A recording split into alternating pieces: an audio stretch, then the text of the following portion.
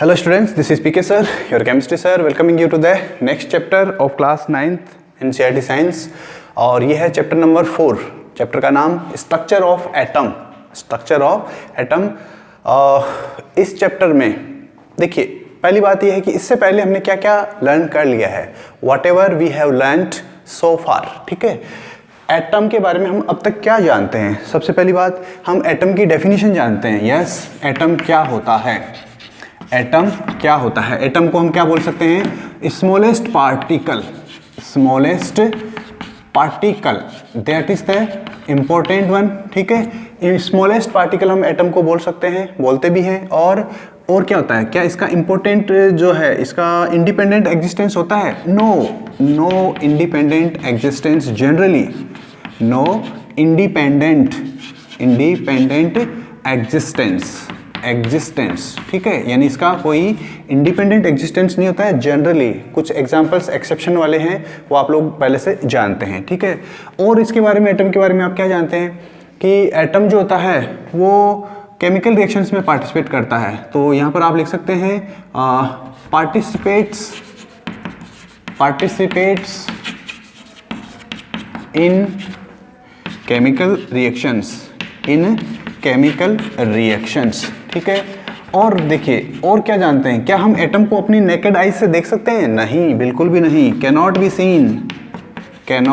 Seen through naked eyes. यानी कि naked eyes का मतलब क्या होता है, without any instrument. Cannot be seen through naked eyes.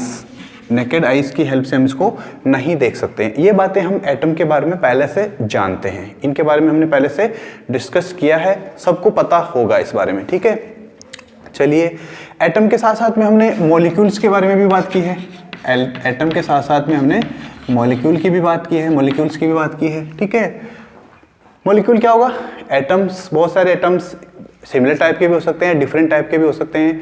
तो वो क्या करेंगे, डिफरेंट टाइप के या सिमिलर टाइप के जो एटम्स होंगे वो मिलकर क्या बना लेंगे, मॉलिक्यूल बना लेंगे। ठीक है, एंड देन मॉलिक्यूल के अलावा हमने कंपाउंड की भी बात की है, कंपाउंड के बारे में भी हम जानते हैं। ठीक है, ये सब चीज़ें हैं जो हमें पहले से पता है। ठीक है, now this is the time to enter inside the atom.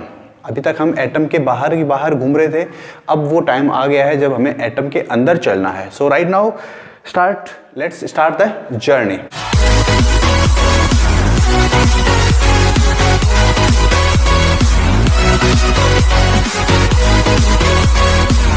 ये तो हमें पता है कि जो भी कोई भी बिल्डिंग, जैसे फॉर एग्जांपल अगर कोई बिल्डिंग है तो वो ब्रिक्स की बनी होती है।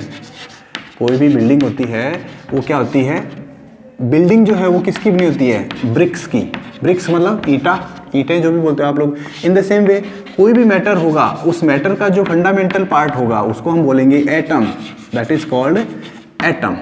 करेक्ट, ये बात तो हम पहले से जानते हैं। ठीक है, अब हमारे आसपास में अगर आप देखते हैं तो हमारे आसपास में तो बहुत टाइप के मैटर मिलते हैं, देख सकते हैं आप। ये जो बोर्ड है जिस पे मैं यूज़ कर रहा हूँ, blue board, that is made up of also matter. इसका जो फ्रेम है वो अलग मैटर है। जो मैंने पहन रखा है, कपड़ा पहन रखा है, that is different type of matter.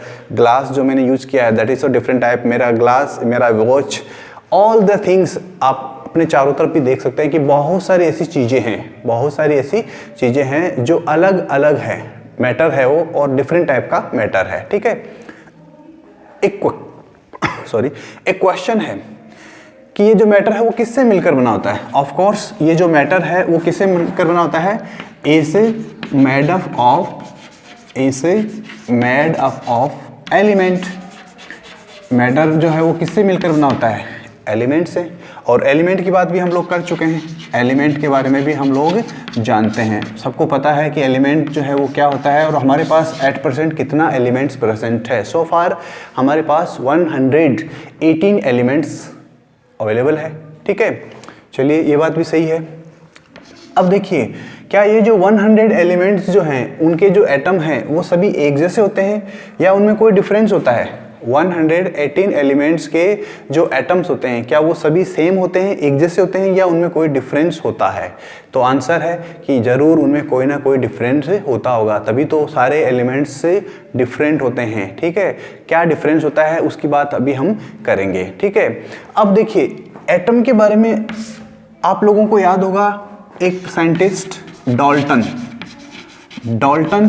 Atomic theory, Dalton's atomic theory which was proposed in 1808 AD। उसमें एक इंपॉर्टेंट वर्ड उन्होंने यूज़ किया था और वो था indivisible, that atom is indivisible. क्या ये बात सही है? क्या एटम इनडिविजिबल होता है? क्या रियल में एटम इनडिविजिबल होता है? तो इसका जब आंसर हम बात करते हैं, जब इसका आंसर पता किया गया या इसका कुछ और साइंटिस्ट लोगों ने इसके बारे में क्या किया, डिस्कवरी किया। ठीक है, और उन्होंने क्या देखा कि ये जो है एटम, उस एटम के अंदर कुछ और होता है, एटम के अंदर कुछ और होता है। कुछ और का मतलब क्या कि एटम के अंदर कुछ और है, तो इसका मतलब एटम जो है वो डिविजिबल है। इन्होंने क्या बोला था डाल्टन ने एटम के लिए? इंडिविजिबल है, और इसको ही हम दूसरे वर्ड्स में बोलते हैं अनकटेबल, यानी कि एटम क्या होता है? अनकटेबल है। एटम को आप काट नहीं सकते, मीन्स एटम के और स्मॉल पार्ट्स नहीं कर सकते। ठीक है, ये बातें हैं इस सेंचुरी की, यानी कि इस टाइम पीरियड की, 1800 के आसपास, 1800 से लेके 1900 के बीच की। लेकिन क्या हुआ 19th सेंचुरी जो थी, 19th सेंचुरी के बाद में बहुत सारे साइंटिस्ट लोग आए और बहुत सारे साइंटिस्ट लोगों ने बहुत सारे इंपॉर्टेंट एक्सपेरिमेंट्स किए, और उन एक्सपेरिमेंट्स के बेसिस पे उन्होंने कुछ कॉन्क्लूजन निकाले। अब वो जो कॉन्क्लूजन्स हैं वो हमारे लिए इम्पोर्टेंट है, ठीक है, तो ये आप लोगों को भी पता होना चाहिए कि ये कॉन्क्लूजन्स जो हैं वो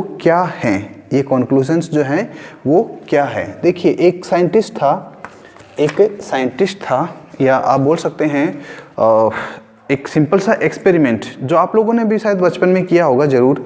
बचपन का मतलब अभी भी आप लोग वैसे तो छोटे ही हैं, छोटे तो नहीं हैं, 9th क्लास में आ गए हैं तो अब तो बड़े हो गए हैं काफ़ी, लेकिन ज़रूर आप लोगों ने एक्सपेरिमेंट किया होगा। उस एक्सपेरिमेंट में क्या किया, वो जो साइंटिस्ट था या जिसने भी पहली बार किया था, उस साइंटिस्ट ने क्या किया, जो पेपर होता है हमारा, उस पेपर के छोटे छोटे पीसेस लिए, छोटे बारीक एकदम छोटे पीसेस लिए। आप देख सकते हैं मेरे यहाँ पे, मेरी पाम के अंदर जो है छोटे छोटे पीसेस हैं, और इन पीसेस को उसने क्या किया, स्मॉल पीसेस को उन्होंने क्या किया, एक प्लास्टिक से बनी हुई कोई भी चीज़ लेके, मेरे हाथ में आप देख सकते हैं एक पेन है, ठीक है, एक कलम है, और इस कलम को उन्होंने क्या किया, ड्राई हेयर्स में रब किया। किस में किया? ड्राई हेयर्स में रब किया। ध्यान रखिएगा मेरे हेयर्स ड्राई है।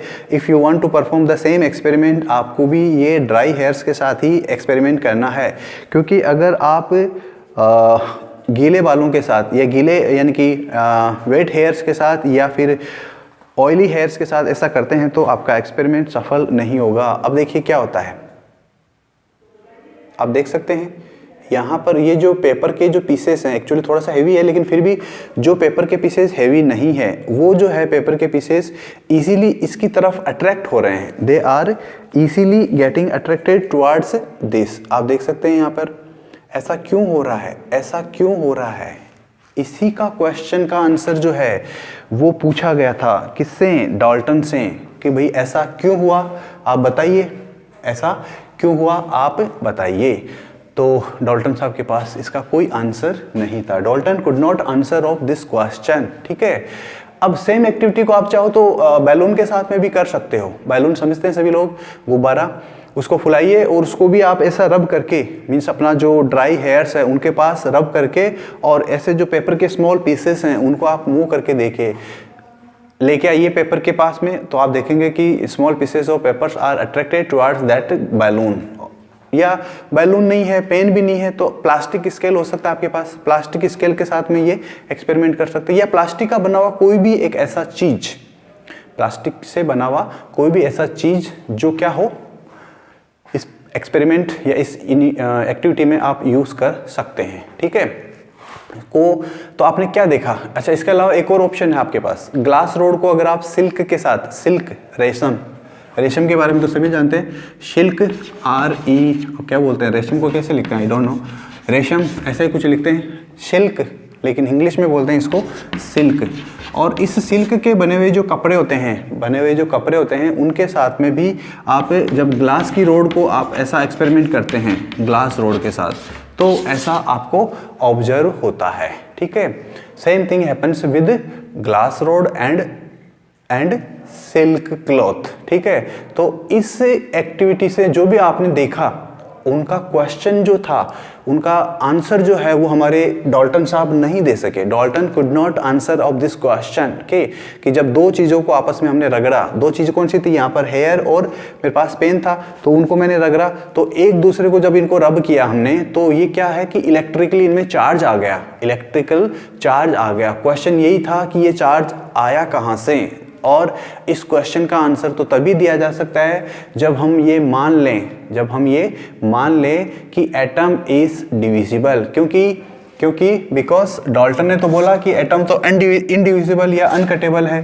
लेकिन अगर ऐसा बात होता तो ये ऐसा जो चार्ज है वो नहीं होना चाहिए था, लेकिन यहाँ पे चार्ज हुआ है, इसका मतलब कोई चीज़ ऐसा था, कुछ भी हो सकता है, अभी हमें पता नहीं है। जो क्या हुआ जब हमने इसको बालों के साथ में रगड़ा, यानी कि इसको जब रब किया, जब हमने इस पेन को हेयर के साथ में रब किया, तो उस कंडीशन में कोई ऐसी चीज जो है वो यहाँ से निकलकर इस पे आ गई है, यहाँ से निकलकर इसमें आ गई है। ठीक है, और आप चेक करके देख सकते हैं कि आपको कुछ दिखेगा नहीं, ऐसा कोई ऐसी चीज यहाँ पर दिखेगी नहीं कि क्या आया है। यहाँ पर जो आया है उसको बोलते हैं इलेक्ट्रिकल चार्ज। अब क्वेश्चन यही था कि ये इलेक्ट्रिकल चार्ज कहाँ से आया, और इस क्वेश्चन का आंसर जो है वो हमारे डाल्टन जो है वो नहीं दे सके। तो डाल्टन का जो थियरी था उसमें ये पॉइंट रॉन्ग प्रूफ हो गया। क्या डाल्टन की एटॉमिक की जो थियरी थी वो पूरी तरह से गलत है? क्या डाल्टन की एटॉमिक थियरी पूरी तरह से गलत है? तो आंसर है नो, उसमें भी कुछ अच्छी बातें भी हैं उसमें। ठीक है, डाल्टन की जो एटॉमिक थियरी है उसमें कुछ अच्छी बातें भी हैं। ठीक है, चलिए अब देखिए, हमने ये तो पता कर लिया कि एटम है वो डिविजिबल है, इनडिविजिबल नहीं है। एटम क्या है? डिविजिबल है, कटेबल है। एटम को आप कट कर सकते हैं, यानी कि एटम को ब्रेक कर सकते हैं। एटम के अंदर कुछ और होगा, एटम के अंदर जो कुछ भी होगा ना उसको नाम दिया गया सब पार्टिकल।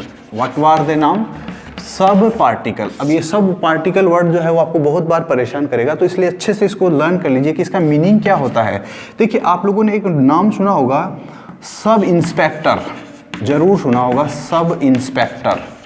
और अगर सब इंस्पेक्टर नहीं सुना है तो आप लोगों ने SDM तो जरूर सुना होगा। SDM का फुल फॉर्म क्या होता है? सब डिविजनल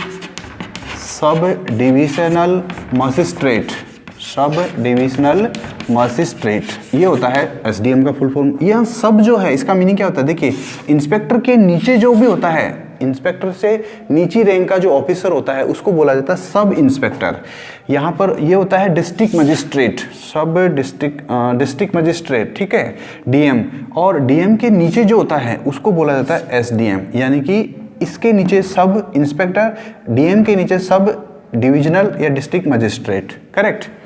ऐसे ही जो आपका पार्टिकल है, जो आपका एटम है, उस एटम से नीचे यानी कि उससे छोटा जो चीज़ होगा उसको बोला जाता है सब पार्टिकल। करेक्ट। तो ये जो सब पार्टिकल्स है, इनके अंदर आपको दो नाम स्पेशली याद रखने हैं, और वो दो नाम कौन कौन से हैं? एक नाम है इलेक्ट्रॉन।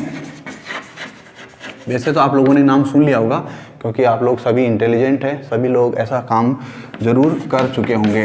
काम का मतलब ये है कि आप लोगों ने इनके बारे में जरूर सुन लिया होगा। एक तो नाम है पार्टिकल का इलेक्ट्रॉन, और इस इलेक्ट्रॉन की डिस्कवरी की गई थी बाई जे थॉम्सन। और जहाँ तक मुझे याद है ये 1913 की बात होगी। 1913 में ऐसा कुछ हुआ था, या 1896 भी हो सकता है, आई एम नॉट श्योर, आपको सर्च करना होगा गूगल पे। ठीक है, इससे पहले एक और साइंटिस्ट थे, उनका नाम था Ernest E Goldstein. What was his name? Goldstein. और उन्होंने क्या है कि कुछ एक्सपेरिमेंट किया था और उन एक्सपेरिमेंट्स में उन्होंने क्या देखा था, उन्होंने कोई नए रेडिएशंस की डिस्कवरी की थी किसी गैस डिस्चार्ज में से, और ये जो नए रेडिएशन जो निकले थे उन रेडिएशंस को उन्होंने नाम दिया था canal rays. What he called them canal rays, canal rays. ठीक है, ये काम किसने किया, गोल्डस्टीन ने। ये कब की बातें हैं, ये 1886 की बातें हैं। गोल्डस्टीन की बातें कब की है, 1886 AD की। ठीक है, फिर बाद में पता चला कि जिन्होंने जिन चीज़ों को, जिनको रेडिएशन को उसने कैनाल रेस नाम दिया था ना, वो प्रोटॉन है। क्या है वो, प्रोटॉन है। ठीक है, इनको ही फिर बाद में इसको प्रोटॉन नाम दिया गया। ठीक है, तो अब तक हमने दो चीज़ें देख ली, दो पार्टिकल देख लिए, एक इलेक्ट्रॉन और दूसरा proton in form of canal rays. ठीक है, तो प्रोटॉन की डिस्कवरी होगी। अब क्या इन दोनों का मास, इन दोनों का जो चार्ज है वो सिंपल इक्वल होता है सिंपली। तो ध्यान रखिएगा कि charge of electron is equal to charge of proton. Charge on, of नहीं है, ऑन आएगा, चार्ज ऑन प्रोटॉन। ठीक है, चार्ज ऑन प्रोटॉन। प्रोटॉन को हम P पॉजिटिव से शो करते हैं, इलेक्ट्रॉन को E- छोटा वाला होना चाहिए, स्मॉल लेटर लोअर केस वाला। ठीक है, दोनों के ऊपर चार्ज इक्वल होता है, लेकिन अपोजिट साइन होता है।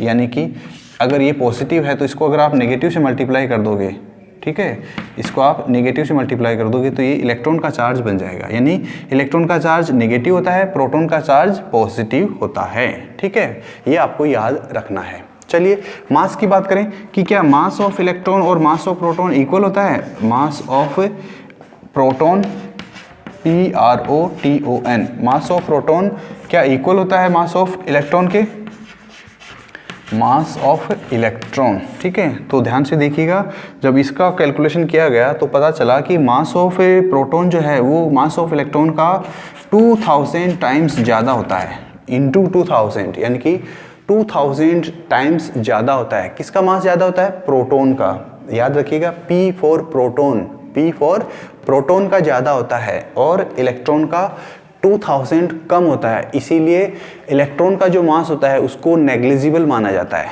नेग्लिजिबल का मतलब समझते हैं, 1 ग्राम और 2000 ग्राम, 2000 ग्राम, एक तो है कोई चीज़ 1 ग्राम की और एक है कोई 2000 ग्राम की। क्या इस 1 ग्राम को हम इस 2000 ग्राम के रेस्पेक्ट में नेग्लिजिबल नहीं मान सकते? यस, मान सकते हैं। तो इसलिए इलेक्ट्रॉन की कोई औकात नहीं है प्रोटॉन के सामने मास के मामले में। इलेक्ट्रॉन की कोई औकात नहीं है मास के मामले में। किसमें, मास के मामले में। ठीक है, किसके सामने, प्रोटॉन के सामने, प्रोटॉन के सामने। ठीक है, तो ये बात होगी। नोटेशंस आपको पता ही है, इलेक्ट्रॉन का नोटेशन होगा E- और प्रोटॉन का नोटेशन हम यूज करेंगे P+। ठीक है, चलिए याद होगा आप लोगों को एटम के बारे में जो है उसकी जो स्ट्रक्चर है, जो आप लोगों को अगर पता है या नहीं है वो तो देखते हैं। अगर आप लोगों ने प्याज देखा होगा, ऑनियन जिसको हम बोलते हैं, ऑनियन, प्याज, तो उसमें क्या देखते हैं हम, उसके जो पील्स होती है, उनकी जो स्किन होती है, उसको हम चाहें तो क्या कर सकते हैं, जैसे जो प्याज होता है, गोल प्याज, तो उसको धीरे धीरे हम क्या कर सकते हैं, उसकी स्किन जो है उसको बाहर निकाल सकते हैं, बाहर वाला लेयर हटा देंगे, फिर एक और लेयर आएगा उसको हटा देंगे, ऐसा कर सकते हैं। तो इलेक्ट्रॉन जो होते हैं ना, वो किसी एटम के अंदर ऐसे ही प्रेजेंट होते हैं। इलेक्ट्रॉन जो है बाहर की तरफ होते हैं और प्रोटॉन जो होता है वो बिल्कुल अंदर की तरफ होता है। जो आपका ऑनियन है उसका जो सेंट्रल वाला पार्ट होता है उसमें, तो वहाँ पर प्रोटॉन होता है और इलेक्ट्रॉन जो होते हैं वो बाहर, एकदम जैसे प्याज की तरह जो बाहर वाला जो है उसको हम निकाल सकते हैं। ठीक है, तो इलेक्ट्रॉन को हम बाहर निकाल सकते हैं लेकिन प्रोटॉन को हम बाहर निकाल नहीं सकते। ठीक है, अब क्वेश्चन ये आता है कि ये जो हमने पार्टिकल्स की जो बात की है, इन पार्टिकल्स की स्ट्रक्चर, यानी कि ये एटम के अंदर कैसे प्रेजेंट होते हैं, क्या होता है इनका स्ट्रक्चर, तो इसके लिए क्या है, हमें पढ़ना होगा कुछ साइंटिस्ट लोगों के कुछ मॉडल्स। ठीक है, उन्होंने क्या किया, उन्होंने एटम की जो स्ट्रक्चर है, उसको एक्सप्लेन करने के लिए, एटम की स्ट्रक्चर को एक्सप्लेन करने के लिए कुछ मॉडल्स दिए। ठीक है, तो आपको यहाँ पर उनके साइंटिस्ट वाइज अलग अलग मॉडल्स अलग अलग ईयर्स में डिस्कवर किए गए थे, उनके अकॉर्डिंग हमने डिस्कस करना है।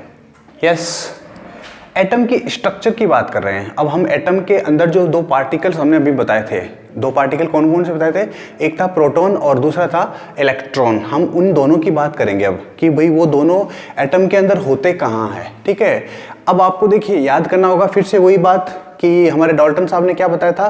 डाल्टन साहब ने बोला कि एटम जो है वो इनडेस्ट्रक्टिबल होता है। इनडेस्ट्रक्टिबल का मतलब ये होता है कि जिसको आप तोड़ नहीं सकते, जिसको आप ब्रेक नहीं कर सकते, जिसका डिस्ट्रक्शन नहीं कर सकते। प्लस सेकंड थिंग उन्होंने बोली कि जो एटम होता है वो इंडिविजिबल होता है, यानी उसको आप डिवाइड नहीं कर सकते, डिवाइड नहीं कर सकते। लेकिन जैसे ही फंडामेंटल दो पार्टिकल्स इलेक्ट्रॉन और प्रोटॉन का डिस्कवरी हो गया, डाल्टन का ये जो पॉइंट था, उनका जो पोस्टुलेट था, ये क्या हो गया, फेल हो गया। लेकिन इसका मतलब ये नहीं है कि डाल्टन का पूरा एटॉमिक थियरी फेल हो गया, नहीं, उसके कुछ इंपॉर्टेंट पॉइंट्स अभी भी वैलिड हैं, दे आर स्टिल एप्लीकेबल। ठीक है, चलिए तो अब देखिए कुछ साइंटिस्ट लोगों ने अपना अपना विचार, अपने अपने आइडियाज दिए एटम के स्ट्रक्चर को एक्सप्लेन करने के लिए, और इन्हीं में से सबसे नंबर 1 आता है थॉम्सन का मॉडल। थॉम्सन, ये वही थॉम्सन है जिन्होंने इलेक्ट्रॉन की डिस्कवरी की थी। तो इनका पूरा नाम आपको याद रखना है, जे थॉम्सन। कुछ लोग थॉम्सन बोलते हैं, कुछ लोग थॉम्सन बोलते हैं, आपकी इच्छा है, आप जो भी बोलना चाहो, यू आर फ्री। थॉम्सन, ठीक है, थॉम्सन। देखिए इन्होंने अपने मॉडल को कुछ, इनके मॉडल के कुछ नाम हैं, कुछ स्पेशल नाम है, वो आपको याद होना चाहिए। इनके मॉडल को बोला जाता है plum pudding model. What is it called, plum pudding. Pudding क्या होता है, एक मिठाई होती है, स्वीट होती है, प्लम पुडिंग मॉडल। और इसको बोला जाता है, it is also called watermelon model. इसको वाटरमेलन मॉडल क्यों कहा जाता है, ये अभी हम डिस्कस करेंगे। हम बात करेंगे इसके कि भाई क्यों इसको वाटरमेलन तो सभी जानते हो, तरबूज। नेक्स्ट इसको बोला जाता है क्या बोलते हैं इंग्लिश में, हिंदी में बोलते हैं उसको गुलाब जामुन।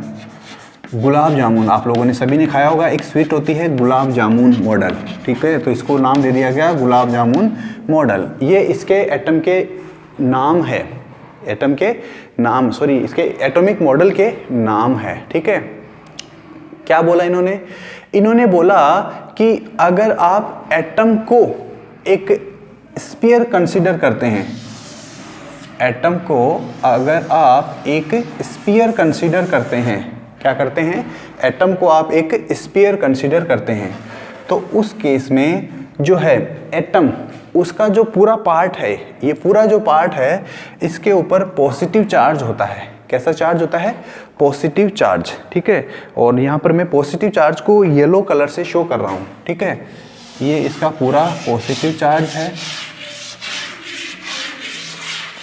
यानी एटम के ऊपर, पूरे के ऊपर पॉजिटिव चार्ज जो है वो डिस्ट्रीब्यूटेड होता है, और डिस्ट्रीब्यूटेड भी ये इवनली डिस्ट्रीब्यूटेड होता है। इवनली का मतलब होता है एक तरफ, एक जैसे, पूरे पे कहीं पे भी कम ज़्यादा नहीं होगा, सब जगह पर इक्वल पॉजिटिव चार्ज होता है, इवनली डिस्ट्रीब्यूटेड। ठीक है, तो ये येलो कलर वाला जो है वो क्या बताता है, पॉजिटिव चार्ज है, पॉजिटिव चार्ज। इन्होंने ये नहीं बोला कि ये प्रोटॉन है, इन्होंने सिर्फ इतना बोला था कि ये पॉजिटिव चार्ज है, स्फीयर जो है वो पूरा पॉजिटिव चार्ज है। अब इस पॉजिटिव चार्ज के अंदर, इस पॉजिटिव चार्ज के अंदर बीच बीच में, इस पॉजिटिव चार्ज के बीच बीच में कुछ ऐसे डॉट्स या एक कुछ ऐसी स्ट्रक्चर्स है, और ये जो स्ट्रक्चर्स है ये रिप्रेजेंट करती है इसमें इलेक्ट्रॉन्स को। ये दोनों, ये सब जो इस इंक से मैंने जो यूज किया है, दैट इज इलेक्ट्रॉन्स, यानी कि नेगेटिव चार्ज वाला पार्टिकल। इलेक्ट्रॉन्स के लिए तो उसने नाम बोला था, इलेक्ट्रॉन का नाम तो उसने बताया था। ठीक है, कंपैरिजन करके देखते हैं, इसका कंपैरिजन करते हैं प्लम पुडिंग मॉडल से। पुडिंग क्या होता है, एक स्वीट होती है जिसके अंदर प्लम होता है। प्लम क्या होता है, एक छोटा सा फ्रूट होता है। तो ये जो पुडिंग स्वीट होती है, जनरली इसको क्रिसमस पे बनाया जाता है ना, तो क्रिसमस के ऊपर इसको जब बनाते हैं तो इसमें क्या बीच बीच में ये प्लम होता है, ये प्लम है बीच बीच में, तो इसकी कंपैरिजन एटम के साथ में बनाई गई। नेक्स्ट आता है वाटरमेलन मॉडल। वाटरमेलन, तरबूज सभी ने देखा होगा। मान लीजिए ये जो येलो वाला पार्ट है, ये इसका रेड पार्ट है, तरबूज का जो रेड पार्ट है, और बीच बीच में ये जो दिख रहा है आपको, जिसको हमने इलेक्ट्रॉन बोला है, ये क्या है, सीड, वाटरमेलन के अंदर सीड। तो इसको कंपैरिजन किया गया वाटरमेलन के साथ। नेक्स्ट आता है गुलाब जामुन। अगर आप लोगों ने गुलाब जामुन खाया होगा तो गुलाब जामुन में भी क्या होता है, ये बाहर वाला स्ट्रक्चर है और बीच बीच में उसमें कुछ ड्राई फ्रूट्स होते हैं। कुछ ड्राई फ्रूट्स क्या हो सकते हैं, काजू हो सकता है, कैशूनट, पिस्ता हो सकता है, ओके, काजू, किशमिश, बादाम हो सकता है, आलमंड, और कुछ लोग कुछ कार्डामोम यानी कि इलायची भी डाल देते हैं। तो ये सब चीज़ें होती है, तो इसलिए इसको गुलाब जामुन के साथ में, हिंदी में बोलते हैं गुलाब जामुन, हिंदी में उसको गुलाब जामुन मॉडल नाम दिया गया। ठीक है, चलिए ये बात तो सबको समझ में आ गई होगी। अब इसके अंदर प्रॉब्लम कहाँ है, इसके अंदर प्रॉब्लम कहाँ है, मतलब ये जो इन्होंने बात बताई है, ये बात जो है उन्होंने सही बताई, ठीक है, लेकिन हमें याद क्या रखना है, हमें याद क्या रखना है। तो देखिए यहाँ पर आपको याद रखना है कि उन्होंने दो बातें इंपॉर्टेंट बताई, दो बातें, इसकी मॉडल की दो इंपॉर्टेंट बातें हैं, वो आपको याद रखनी है। नंबर वन इन्होंने बोला कि एटम जो होता है वो पॉजिटिवली चार्ज्ड स्फीयर होता है। एटम जो है वो क्या होता है, एक पॉजिटिवली चार्ज्ड स्फीयर होता है। देखा हमने यहाँ पर पॉजिटिवली चार्ज स्फीयर है, और इलेक्ट्रॉन जो होते हैं वो इसके अंदर घुसे हुए होते हैं, बीच बीच में घुसे हुए। इंग्लिश में तो बोलते हैं एम्बेडेड, हिंदी में बोलते हैं धंसे हुए, लेकिन आप लोगों को याद रखना है घुसे हुए होते हैं, बीच बीच में लगे हुए होते हैं। ठीक है, सिंपली ऐसे भी बोल सकते हो। तो एटम हो गया पॉजिटिवली चार्ज स्फीयर, ये आपको पूरा लिखना है। मैं आपको लिख के नहीं बता रहा हूँ, लेकिन आपको मैं एक्सप्लेन करके बता रहा हूँ कि ऐसा आपको लिखना है। दूसरी इंपॉर्टेंट बात उन्होंने ये बताई कि एटम के अंदर नेगेटिव चार्ज और पॉजिटिव चार्ज, एटम के अंदर नेगेटिव चार्ज और पॉजिटिव चार्ज दोनों इक्वल होता है, दोनों इक्वल होता है। तो इसका मतलब एटम कैसा होता है, एटम न्यूट्रल होता है। कैसा होता है एटम, न्यूट्रल, इलेक्ट्रिकली न्यूट्रल होता है। क्यों, जितना पॉजिटिव चार्ज उतना ही नेगेटिव चार्ज। ऐसा किसने बताया, ऐसा बताया थॉमसन ने। क्या थॉमसन की बात सही है, क्या थॉमसन की बात सही है? तो देखते हैं। थॉमसन के बाद में एक साइंटिस्ट आते हैं और उनका नाम है रदरफोर्ड, अर्नेस्ट रदरफोर्ड, ई रदरफोर्ड। ठीक है, ई रदरफोर्ड, इसको रदरफोर्ड ही पढ़ना है, रुदरफोर्ड मत पढ़ना।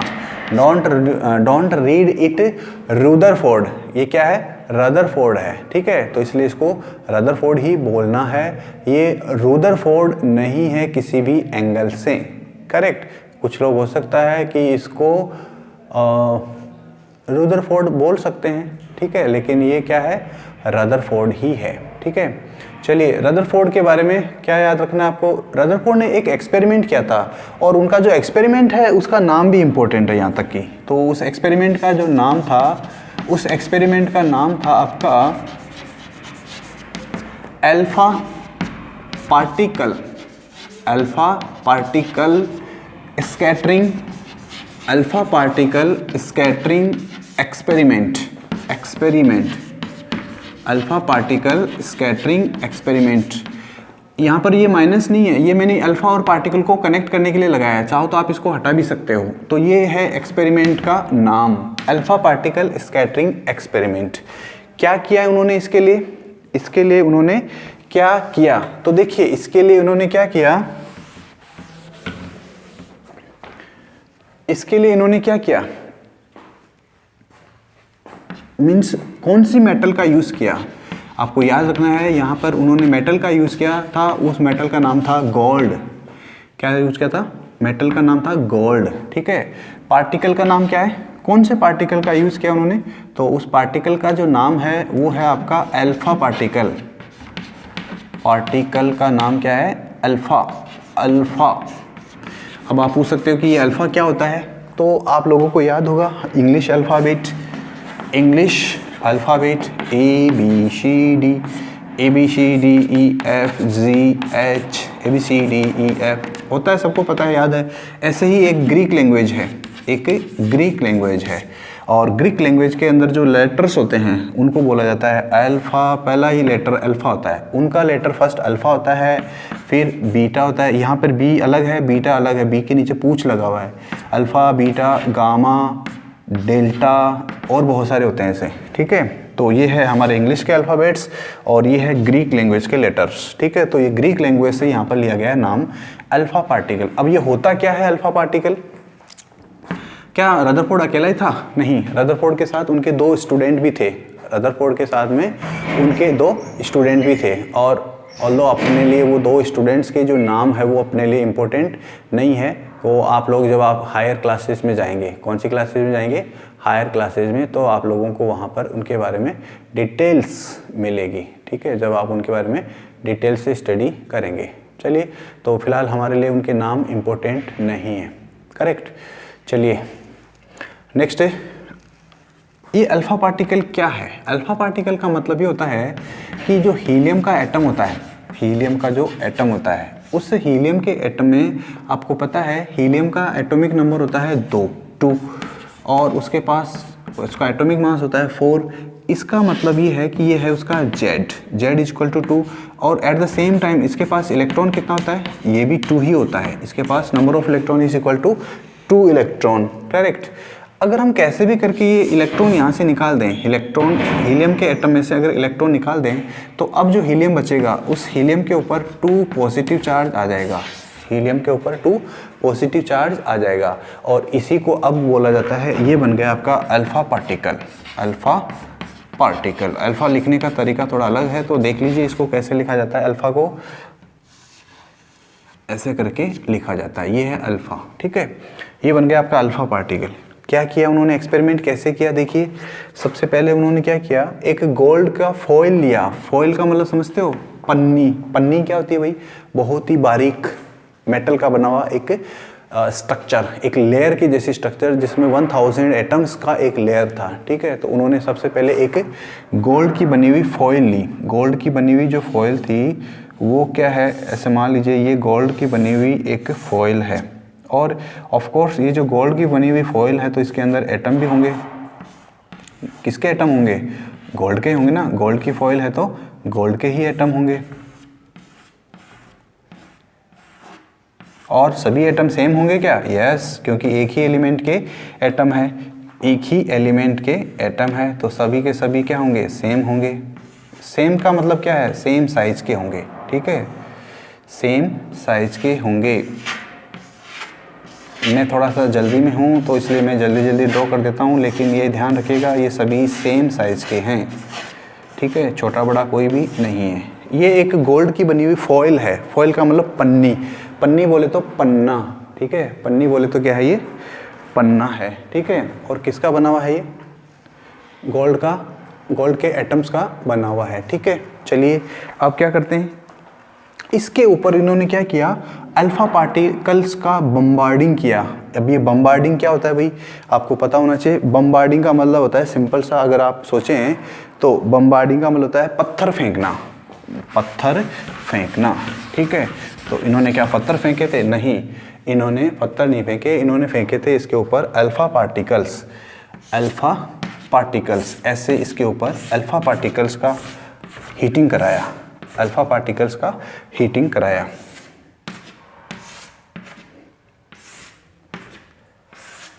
ओके, अल्फ़ा पार्टिकल्स का जब इन्होंने हीटिंग कराया तो उन्होंने क्या देखा?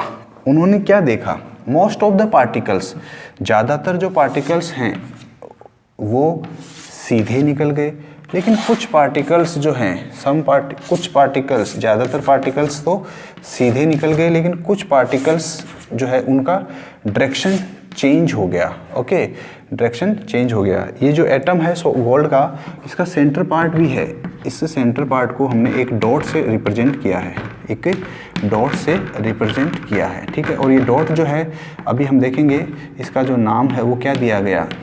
न्यूक्लियस दिया गया। किसने दिया ये न्यूक्लियस नाम? ये हमारे रदरफोर्ड साहब ने इसको नाम दिया, ठीक है। एक पार्टिकल ऐसा भी था, एक पार्टिकल ऐसा भी था जो वापस उसी रास्ते पे आ गया, टकराया, इस पन्नी से टकराया और इस पन्नी से टकरा के। पन्नी का मतलब क्या है यहाँ पर? देखिए, ये है आपका, मान लीजिए पेपर है, मानना क्या है, पेपर ही है ये तो, इसमें तो कोई मानने वाली बात ही नहीं है। अब इस पेपर को अगर आप ध्यान से देखते हैं तो मान लीजिए ये पेपर गोल्ड का बना हुआ है, it is made up of gold. और ये है आपका alpha particle, correct. Alpha particle को आपको इस पे बॉम्बार्डिंग करनी है। बॉम्बार्डिंग करने का मतलब इस पे ऐसे मारना है, ऐसे इसके ऊपर मारना है, ठीक है।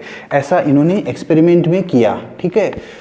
अब क्या देखा उन्होंने देखा कि ज़्यादातर अल्फा पार्टिकल सीधे निकल गए, इसको क्रॉस करके दूसरी साइड में निकल गए। कुछ पार्टिकल्स जो है वो इससे टकरा के कोई इधर चला गया और कोई इस डायरेक्शन में चला गया, यानी उनका जो पाथ है वो डेविएशन हो गया। इसको हम बोलते हैं डेविएशन। पाथ क्या हो गया उनका, उनकी डायरेक्शन चेंज हो गई, डेविएशन, डेविएट कर गया।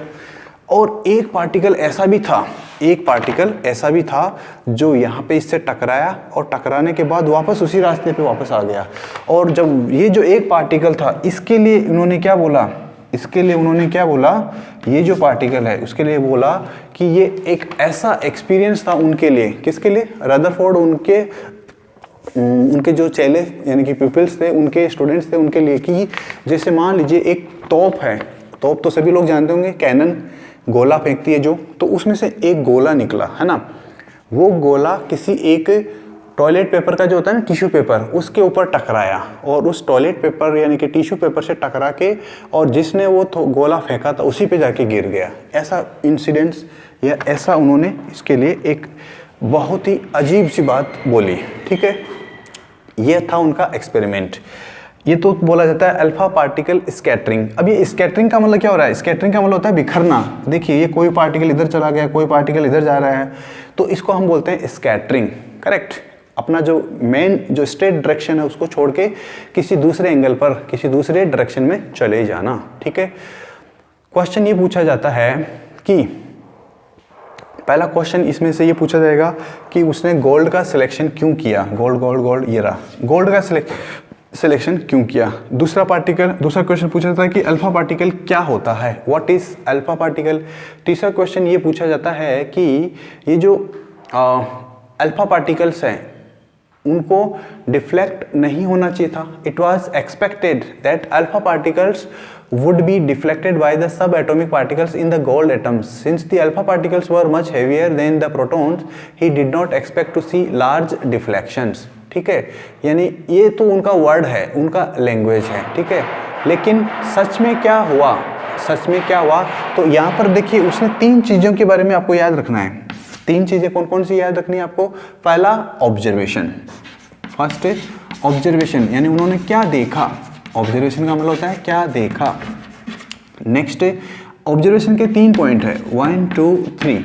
फिर उसके बाद में ऑब्जर्वेशन के बाद में क्या आता है, ऑब्जर्वेशन के बाद में जो है उन्होंने जो उसके रिजल्ट जो है, कंक्लूजन जो है, उसके बेसिस पे उन्होंने क्या कंक्लूड किया। कंक्लूड का मतलब समझते हैं कि एक्सपेरिमेंट जो है उसके ऊपर उन्होंने क्या कंक्लूजन निकाला। तो जो बी पॉइंट होगा वो होगा कंक्लूजन का। इसमें भी 3 पॉइंट याद रखना आपको, 1 2 3, ठीक है। और सी पॉइंट जो है वो है आपका डाल्टन की जो एटॉमिक थियरी है, उसमें उन्होंने क्या 3 पॉइंट्स बताए, ठीक है। तो इनको हम बोलेंगे पॉइंट ऑफ मॉडल। और ये भी आपको याद रखना है, ये भी कितने हैं, 1 2 3। ध्यान रखना ये सब चीज़ें आपकी टेक्स्ट बुक में ऐसा का ऐसा लिखा हुआ है और आपको भी इनको सेम टू सेम कॉपी करना है, ठीक है। वहाँ पे उसमें कोई चेंज नहीं करना, लेकिन हाँ एक्सप्लेनेशन ज़रूरी है। इसका जो एक्सप्लेनेशन है वो मैं आप लोगों को ज़रूर बता दूंगा, ठीक है। तो एक्सप्लेनेशन की बात करते हैं। देखिए सबसे पहले उन्होंने क्या देखा। पहली बात, ज़्यादातर पार्टिकल्स, फर्स्ट पॉइंट की बात करें, इसका ऑब्जर्वेशन का फर्स्ट पॉइंट, उन्होंने देखा कि ज़्यादातर पार्टिकल्स जो हैं सीधे निकल गए, अनडिफ्लेक्टेड, कि वही उनमें उनका जो डायरेक्शन था, अगर स्ट्रेट जा रहे थे तो वो स्ट्रेट ही निकल गए, उनमें कोई डायरेक्शन में चेंज नहीं हुआ, ठीक है। दूसरा ऑब्जर्वेशन क्या देखा कि कुछ पार्टिकल्स जो हैं वो डिफ्लेक्ट या डेविएट हो गए। डेविएट का मतलब जाना तो था सीधा, लेकिन सीधा जाने के बजाय इधर चला गया, कोई इधर चला गया, करेक्ट। ये डेविएशन हो गया, डिफ्लेक्शन हो गया। एक पार्टिकल, थर्ड पॉइंट के लिए लिखेंगे 1 of 12 12,000 यानी कि 12,000 में से एक पार्टिकल, 12,000 में से एक पार्टिकल ऐसा भी था जो वापस अपने उसी रास्ते पे आ गया जो अभी मैंने बताया था आपको। ठीक है, ये तो हो गए इसके 3 ऑब्जर्वेशन। ठीक है, 3 ऑब्जर्वेशन। अब इम्पोर्टेंट क्या है कि इसके बेसिस पे उसने कंक्लूजन क्या निकाला। ये जो एक्सपेरिमेंट किया उस एक्सपेरिमेंट के बेसिस पे उन्होंने क्या कंक्लूजन निकाला। उन्होंने बोला, पहली बात उन्होंने ये बताई कि एटम का ज़्यादातर स्पेस, फर्स्ट कंक्लूजन, एटम का ज़्यादातर स्पेस खाली है।